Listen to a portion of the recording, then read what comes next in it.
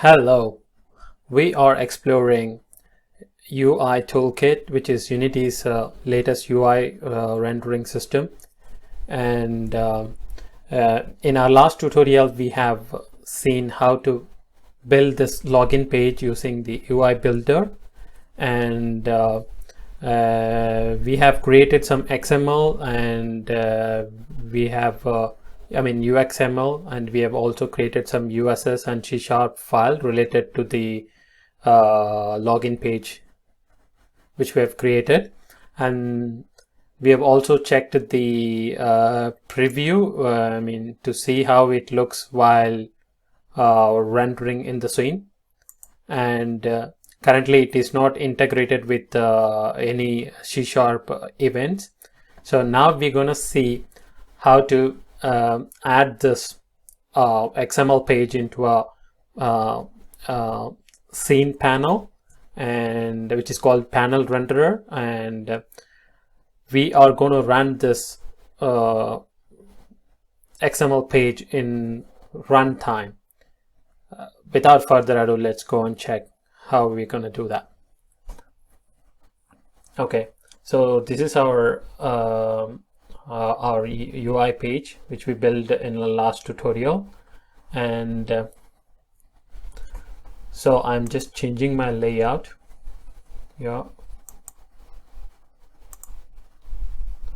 And here is our basic scene, and we need a render panel, panel renderer, which is created by Unity, and still it is in preview version. For that, it's not released yet as an official version, but still there is a GitHub code which we can use for experimental purpose. For that, you can go to this GitHub page. The link is below in the description, and go to this UI runtime and download this GitHub code, or you can also clone it.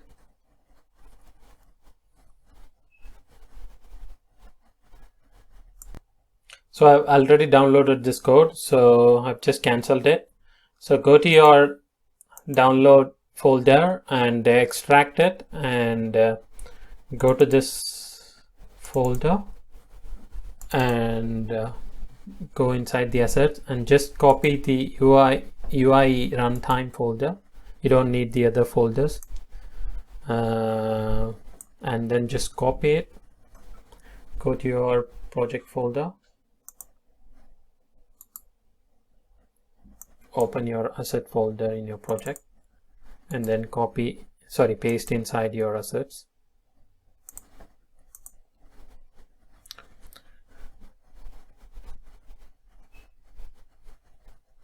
So once the files are imported,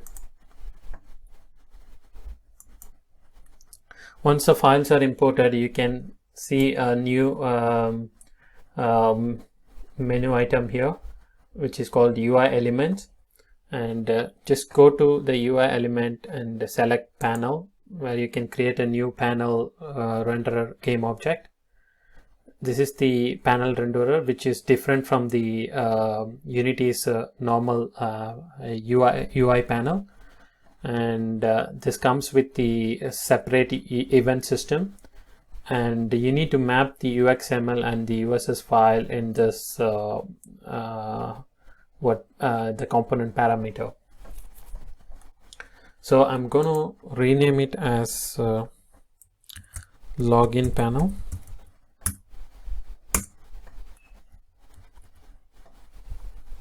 and I'm going to map our UXML, login UXML, and I can map the login USS page, but we haven't done any proper styling. So I'm going to keep the default one, which is given by Unity at the moment, and if you just click run, there you go, you can see it.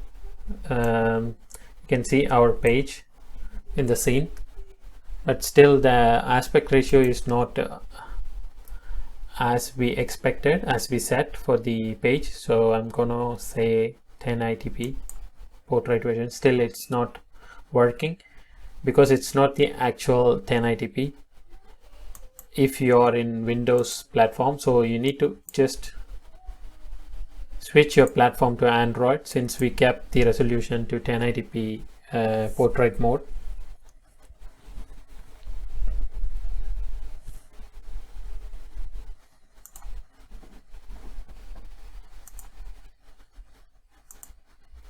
And choose the 1080p portrait option. Now if you run it, there you go. Now the page, the login page is rendering properly as we expected. And we can type something. Since we have not mapped this UXML to C# functions, so let's go and see how to do that. So we have already created one C# script for this. So let me click that. Hope you are able to see it. I've just commented it for some experimental purpose because it was throwing some error when I was converting into Android platform. So anyway, we don't need this C# script, and so what I'm going to do is I'm going to delete this. Don't save.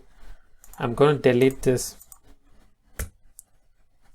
C# script because it's not inherited with the mono behavior. We wanted a C script which is inherited with the mono behavior. And so I'm going to create a new script and say the name as login. And I'm going to open it in our Unity, in our Visual Studio.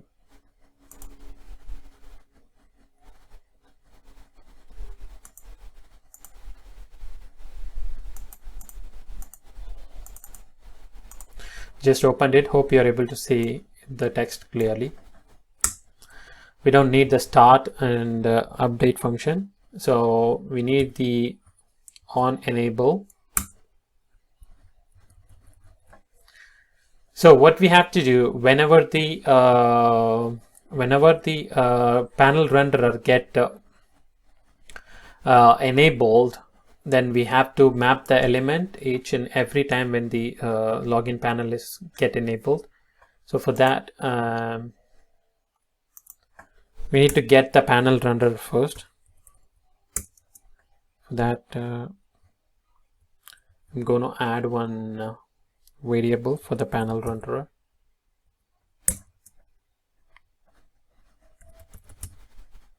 I'm going to say it as panel rend, and inside the on enable function I'm going to get that panel renderer component.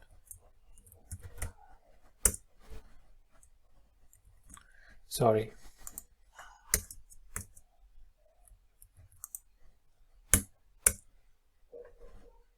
And assign it to our panel renderer variable.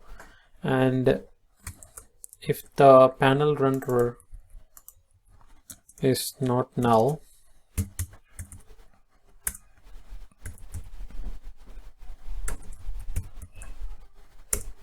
then we have to call the post UXML reload.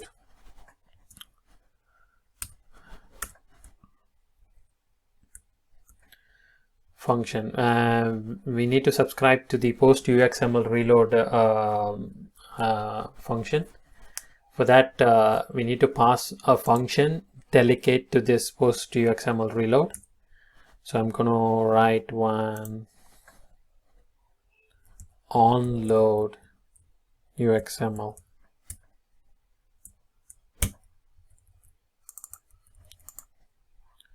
which is private I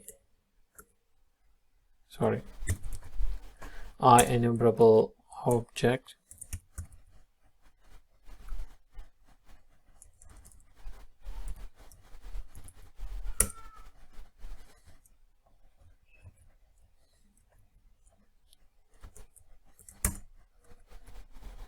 and for time being I'm just returning null here.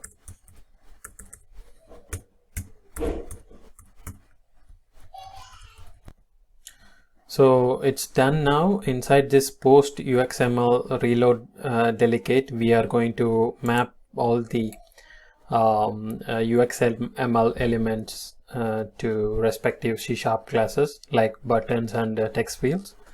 So for that, what we need is we are going to write the panel runner is not equal to null. We are just doing the null check here. Of course, we have done it here as well. It's not necessary. Let me keep it anyway.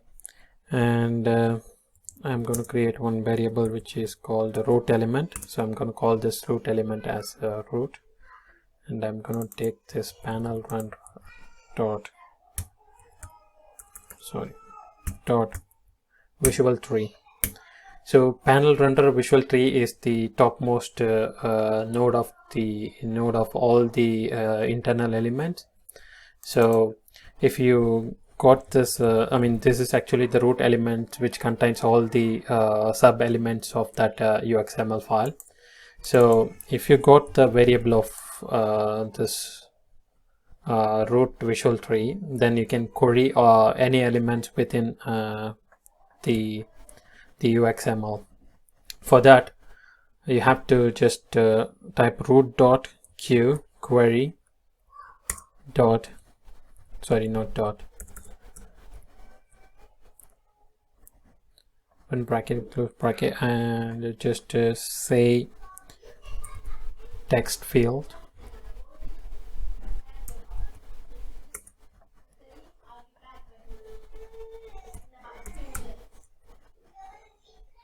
Inside the bracket, you need to type the element name, and I'm gonna assign it to one local variable which is called uname df.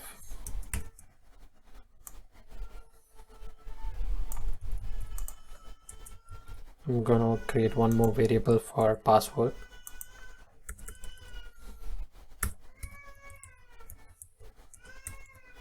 Password text field, and I'm going to create another variable for button.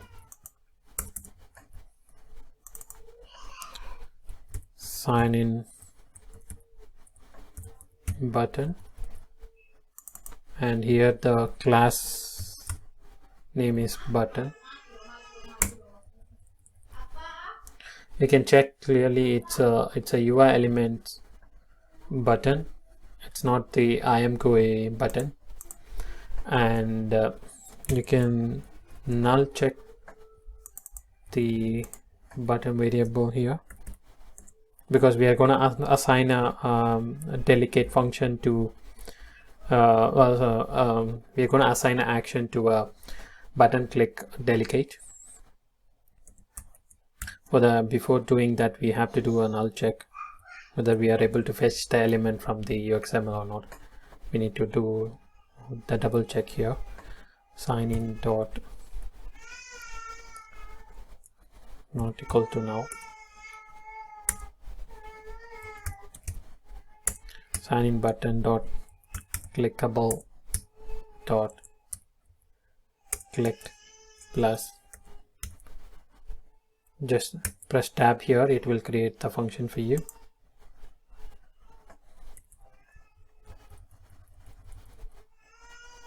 So we have created the action for event for the button click.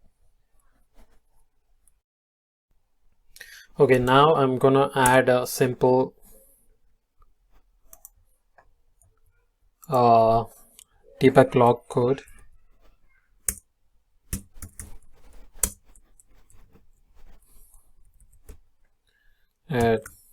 Whenever the button clicked, we're gonna log as button clicked.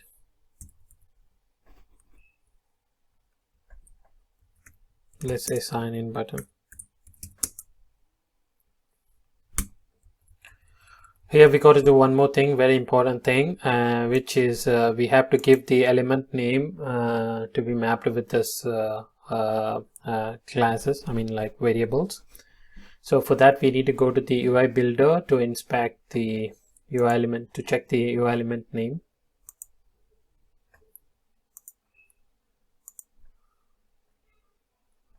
So here is our element name. Copy this and paste it here, and I'm gonna copy the password element name.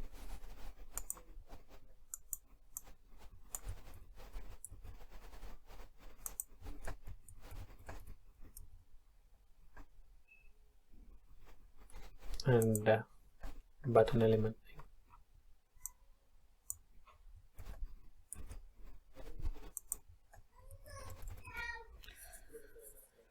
So it's done now. The login script has been created. Now let's go and check once before we do the further step. So I'm going to attach this script into the panel renderer. Sorry. For that I'm going to go to the scene view and just click the login panel renderer object and attach the login script. Okay, now if you hit play, now it's rendering the our login UXML page. Now if you click sign in, it has to create a debug log. That sign in button click, there you go. So whenever you click, the logging is getting added. So our script is working now.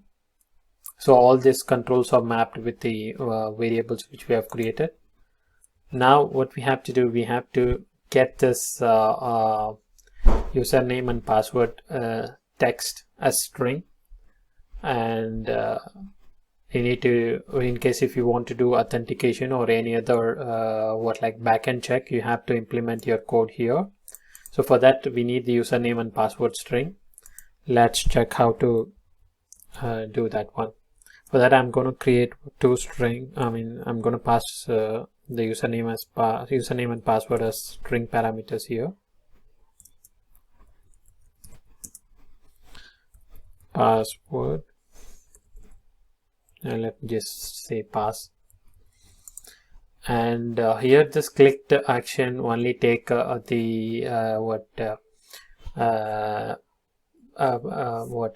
no parameter function. So for that we need to add some inbuilt function, so inbuilt action here.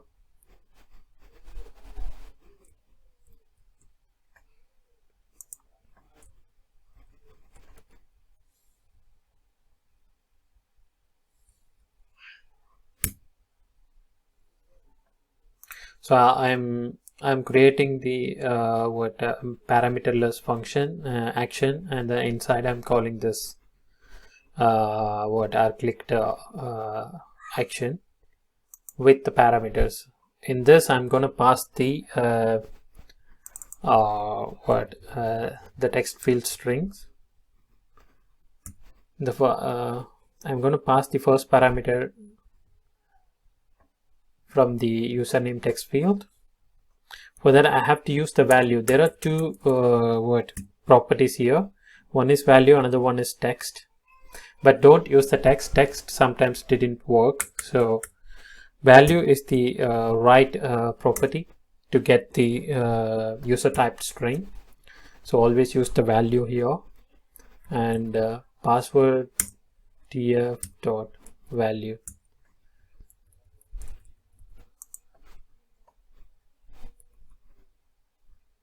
Yeah, we need to finish this bracket with the finishing parenthesis. Okay, so now the username, we will receive the, when button is clicked, we will get the string from the username text field and password text field, and it will be passed as parameters in this clickable underscore clicked function. And I'm going to log that strings here.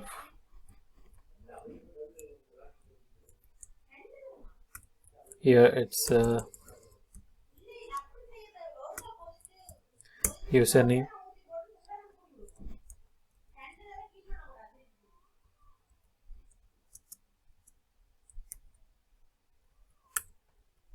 colon pass,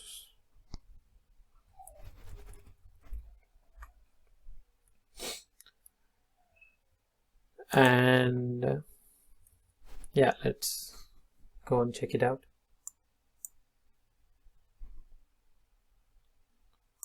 So I'm gonna say Impala and blob as password, and if I click sign in, and it will log the type which we, text which we typed here, name, this is username and this is password. So all the code which you have written is working properly. So here you can do authentication check. If username is equal to Bala and password is equal to blob,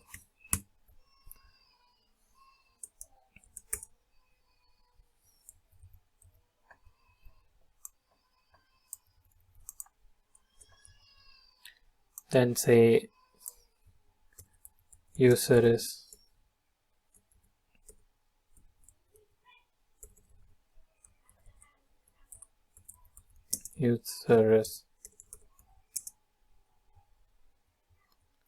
authorized,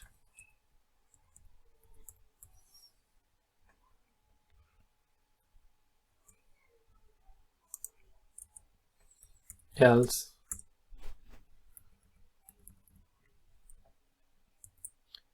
say as invalid user.